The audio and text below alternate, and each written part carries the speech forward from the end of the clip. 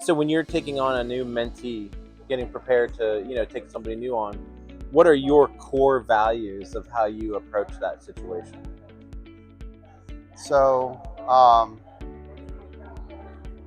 when I take on a new mentee, it's really my employees that I'm mentoring, right? Sure. All right. So I what I try to explain to them are and the values that they should exhibit are probably the same values that I have and I've had throughout my career. Mhm. Um, Hard work.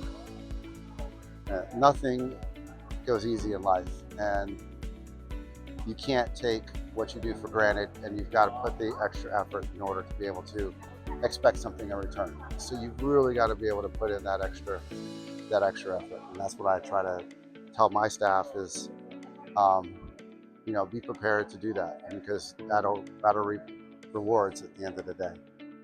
And then just be ethical and open and honest. I think that having good conversations with your leadership or your supervisor is extremely important, particularly if something is you know bothering you. And ask questions, I think, is one of the main things that I like to get them is like get them to start thinking, Mhm. right? So a lot of times what I'll do is I'll actually try to don't put the solution in front of them, have them figure out the solution themselves. Yeah. And I'll ask probing questions and stuff like that Mhm. to get them to come to that conclusion. Yeah. I want to keep picking on this idea of mentorship because it clearly played a very strong role for both of you. And it's something that we talk a lot about. And it sounds like you had some positive mentors in your life. For people that are watching this and thinking that maybe, they have a strong desire to give back, maybe old people like me, what is crucial for a mentor to know, and how should they behave as they're trying to, convince people to take on, like, what in your idea is the key things that a mentor must do?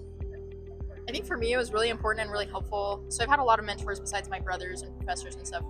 One thing that was always helpful for me is I felt like if they were a safe space for me to talk about things that I was interested in pursuing. So I think it's important to remember not to project your interests and your path to where you're at onto them.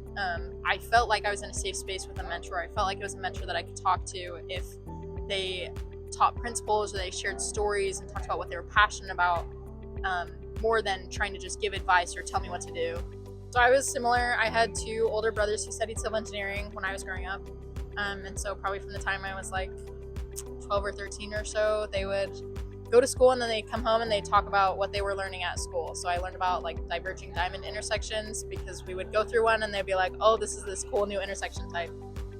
And so I didn't know specifically that I wanted to do transportation engineering or engineering until I got into college. But I thought it was a path that I was really interested in pursuing. And so once I got there, I found that I loved it.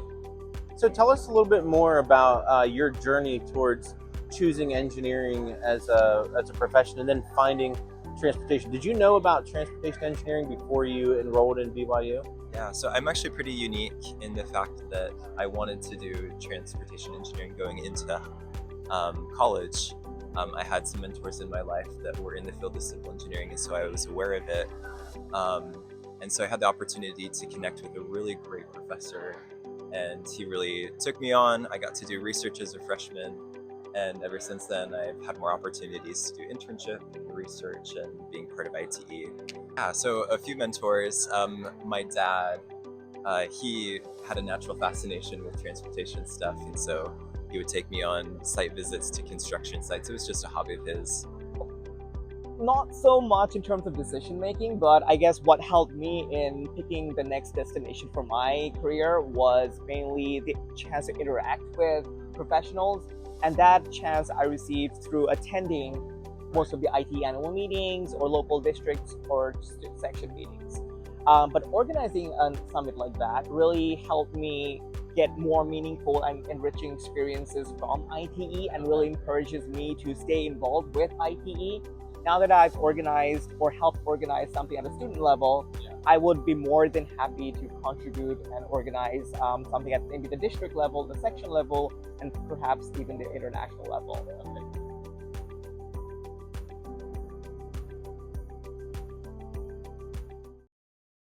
Your current role, then, how do you participate in your organization at Meet and Hunt in helping to be part of that success story of retaining people?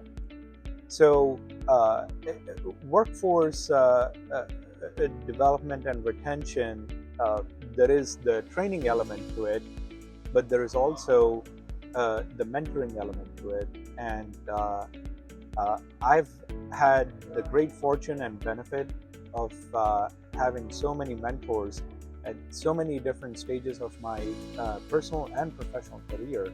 And I want to pay that forward by serving in that mentor role, to be there to answer a question from folks within my own business unit, but also from other parts of the organization and outside of the organization too.